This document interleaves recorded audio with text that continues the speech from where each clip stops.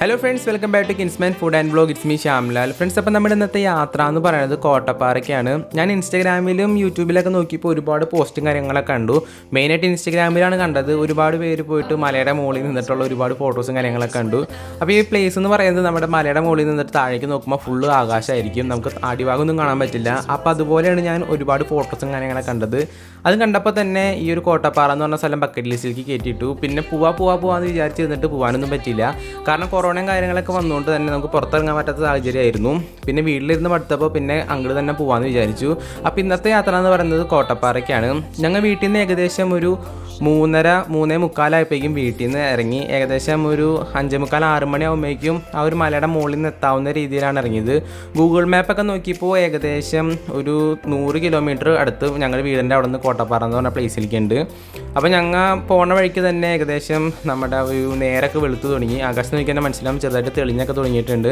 പോണ വഴിക്ക് തന്നെ സൈഡിലേക്കൊക്കെ നോക്കിക്കഴിഞ്ഞാൽ നമുക്ക് നല്ല കോട വന്നിട്ട് നല്ല ഒരു മലയും കാര്യങ്ങളൊക്കെ കാണാനായിട്ട് സാധിക്കും. നല്ല അടിപൊളി വ്യൂ ആണ് അതൊക്കെ കാണാനായിട്ട്. അതുപോലെ തന്നെ ഞാൻ ഈ ഒരു വീഡിയോ എടുക്കുന്നത് എൻ്റെ ഫോണിലാണ്. അപ്പോൾ ഫോണിൽ എടുക്കുന്നതുകൊണ്ട് തന്നെ ഒരുപാട് ലിമിറ്റേഷൻ കാര്യങ്ങളൊക്കെ ഉണ്ട്. നമുക്ക് വരിക സ്റ്റെബിലൈസ് ചെയ്തൊന്നും എടുക്കാൻ പറ്റില്ല. അതുപോലെ തന്നെ ഇരുട്ടത്തെ കാണുന്നുണ്ടെങ്കിൽ നമുക്ക് അത്രയ്ക്ക് ഫോക്കസും ചെയ്ത് എടുക്കാൻ പറ്റില്ല. പക്ഷേ എൻ്റെ ഫോണിൽ എടുക്കാവുന്ന അത്രയും മാക്സിമം ആ ഒരു ക്വാളിറ്റിയിൽ ഞാൻ എടുത്തിട്ടുണ്ട്. പിന്നെ വേറൊരു കാര്യം പറയുന്നത് എന്താണെന്ന് വെച്ച് കഴിഞ്ഞാൽ നമ്മൾ ഈ ഒരു പോണ വഴിക്ക് ചെറിയൊരു കാടിൻ്റെ ഉള്ളിൽ കയറുമ്പോൾ ഒരു റോഡുണ്ട്. റോഡെന്ന് പറയുമ്പോൾ നല്ലൊരു അടിപൊളി റോഡ്. കാരണം ഇത്ര ദൂരം ഞാൻ പോയിട്ടും ഇത്രയും നല്ലൊരു പെർഫെക്റ്റ് റോഡ് വേറെ കണ്ടിട്ടില്ല. ഈ ഒരു ഫോറസ്റ്റിൻ്റെ ഉള്ളിൽ കൂടെ പോകുമ്പോഴും നല്ല തണുത്ത കാറ്റും അതുപോലെ തന്നെ പുതിയ ടാർ ചെയ്ത് നല്ലൊരു അടിപൊളി റോഡ്. കട്ടയും കുണ്ടിന് കുഴി അങ്ങനെ ഒന്നുമില്ല, നല്ല സ്മൂത്ത് റോഡാണ്. നല്ല രസം ഓടിക്കാനായിട്ട്, പ്രത്യേകിച്ച് നേരം വെളുത്ത ഒരു ചെറിയ വെട്ടത്തിൽ നല്ല അടിപൊളിയായിട്ട് പോകാൻ പറ്റിയൊരു സ്മൂത്ത് റോഡ്. ഇത്ര ദൂരം ഞങ്ങൾ വന്നെങ്കിലും ഇത്രയ്ക്കും അടിപൊളി റോഡൊന്നും വേറെ കണ്ടിട്ടില്ല. അതിപ്പോൾ ഈ ഒരു കാടിൻ്റെ ഉള്ളിൽ ആരും കൊണ്ട് നല്ല രസമായിട്ടൊക്കെ ഓടിക്കാൻ പറ്റി. എനിക്കെന്തായാലും ഈ റോഡ് ഭയങ്കരമായിട്ട് ഇഷ്ടപ്പെട്ടു. അതാണ് ഞാൻ ഈ റോഡിനെ കുറിച്ച് ഭയങ്കരമായിട്ട് എടുത്തു പറഞ്ഞത്. നല്ലൊരു അടിപൊളി റോഡാണ്. ആ ഒരു റോഡ് അവസാനിക്കുന്ന സ്ഥലത്ത് എത്തിയപ്പോഴേക്കും അത്യാവശ്യം നേരം വെളുത്ത് തുടങ്ങിയിട്ടുണ്ട്. പിന്നെ ഞങ്ങളൊന്നും നോക്കിയില്ല, അത്യാവശ്യം ചെറിയൊരു സ്പീഡൊന്ന് കൂട്ടി അങ്ങോട്ട് വിട്ടു. കാരണം സൂര്യൻ ഉദിക്കുന്നതിനേക്കാളും മുമ്പ് മലയുടെ മുകളിൽ എത്താമെന്ന് വിചാരിച്ചായിരുന്നു. ഇപ്പോൾ ഏകദേശം സൂര്യൻ ഉദിച്ചു തുടങ്ങിയിട്ടുണ്ട്. അവിടെ എത്തുമ്പോൾ എത്ര മണിയാവും എന്നുള്ളതൊന്നും ഏകദേശം ഒരു ഐഡിയ ഇല്ല.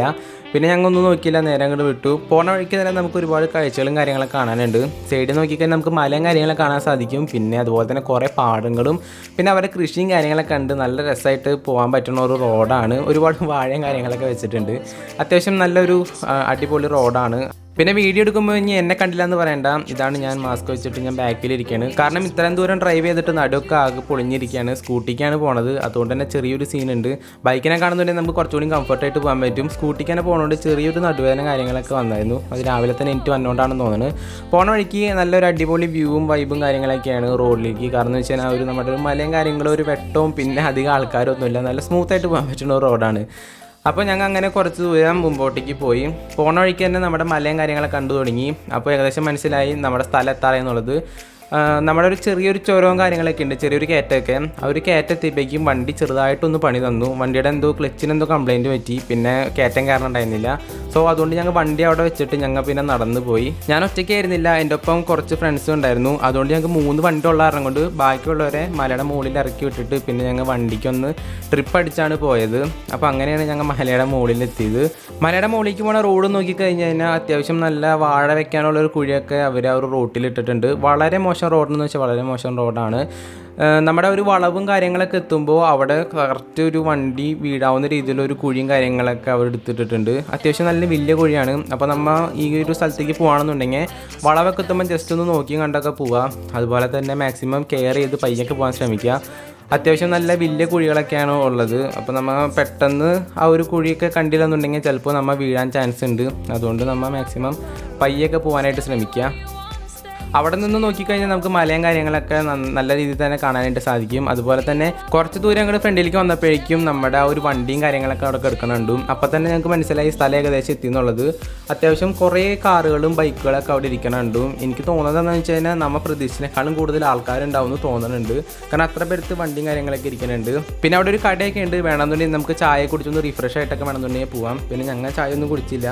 ഇവിടെ നമ്മുടെ ഈ ഒരു കടയുടെ അവിടെ നിന്ന് ഫ്രണ്ടിലേക്ക് കുറച്ചങ്ങോട്ട് പോകുമ്പോൾ തന്നെ റൈറ്റ് സൈഡിലേക്കായിട്ട് ചെറിയൊരു വഴിയുണ്ട്. കറക്റ്റ് ഒരാൾക്ക് കടന്നു പോകാൻ പറ്റുന്ന ഒരു വഴി. നമ്മൾ സൂക്ഷിച്ച് നോക്കിയാലേ ഒരു വഴി കാണുള്ളൂ. ഈ ഒരു വഴി പോകുമ്പോഴാണ് നമ്മുടെ ഒരു കോട്ടപ്പാറ എന്ന് പറഞ്ഞ ഒരു മോസ്റ്റ് ഒരു ഫേമസ് ആയിട്ടുള്ള ഒരു ഡെസ്റ്റിനേഷൻ ആ ഒരു പ്ലേസിലേക്ക് എത്തുന്നത്.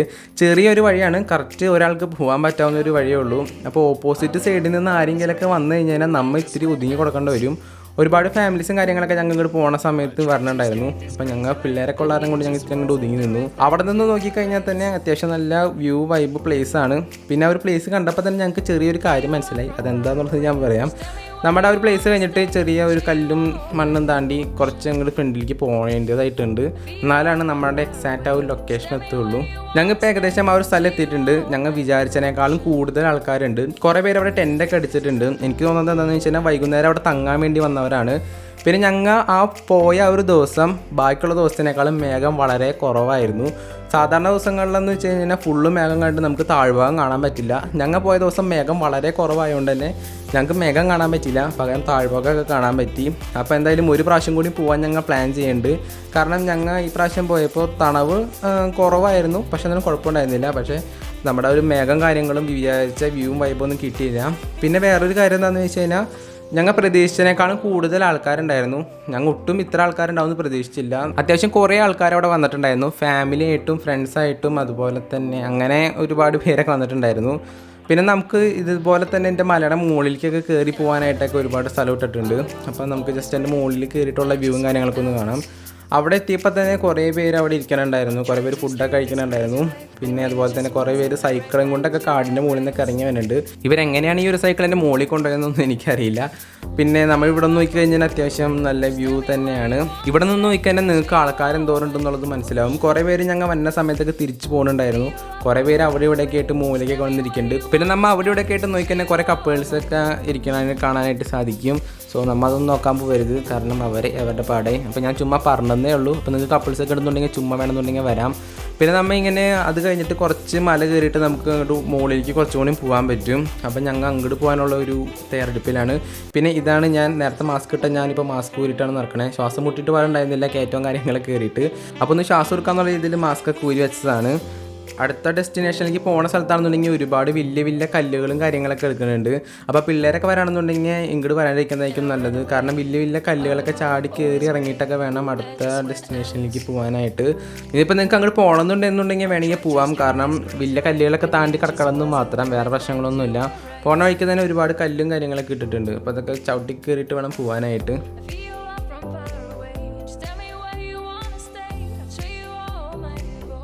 ഞങ്ങൾ ഏകദേശം കുറച്ചങ്ങോട്ട് ഫ്രണ്ടിലേക്ക് നടന്നു കഴിഞ്ഞപ്പോൾ തന്നെ അവിടെ ഒരുപാട് റബ്ബർ തോട്ടങ്ങളും കാര്യങ്ങളൊക്കെ ഉണ്ട്. കുറേ റബ്ബറും കാര്യങ്ങളൊക്കെ ഉണ്ട് അവിടെ നട്ടു വെച്ചിട്ടുണ്ട്.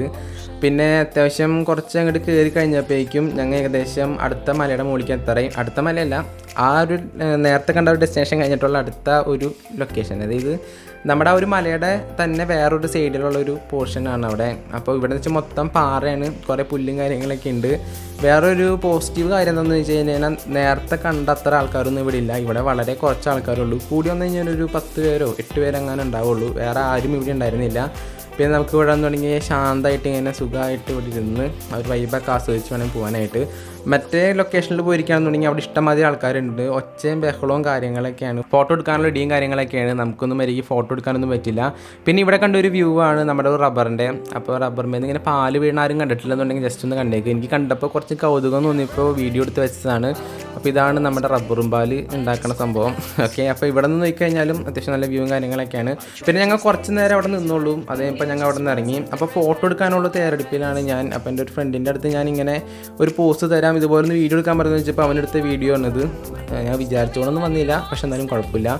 അത് കഴിഞ്ഞ് ഞങ്ങൾ ഇവിടെ നിന്ന് ഒരു 8 മണിയായപ്പോഴേക്കും ഞങ്ങൾ അവിടെ നിന്ന് ഇറങ്ങി. വന്ന വഴിക്ക് തന്നെ ഞങ്ങൾ അവിടുത്തെ ഒരു ചേട്ടനോട് ചോദിച്ചപ്പോൾ പുള്ളിക്കാരൻ പറഞ്ഞത് ഇവിടെ ഇങ്ങനെ ഒരു ചെറിയൊരു ചാല് പോകുന്നുണ്ട്. അപ്പോൾ അവിടെ പോയിട്ട് ജസ്റ്റ് ഒന്ന് കാലൊക്കെ ഒന്ന് മുക്കിയിട്ട് ജസ്റ്റ് ഒന്ന് റീഫ്രഷ് ആയിട്ട് പോകാമെന്ന് പറഞ്ഞു. അപ്പോൾ ആരുടെയൊക്കെയോ പറമ്പിൽ കൂടെ ചാടി കടന്ന അവസാനം ഞങ്ങൾ ഒരു ലൊക്കേഷനിലേക്ക് എത്തി.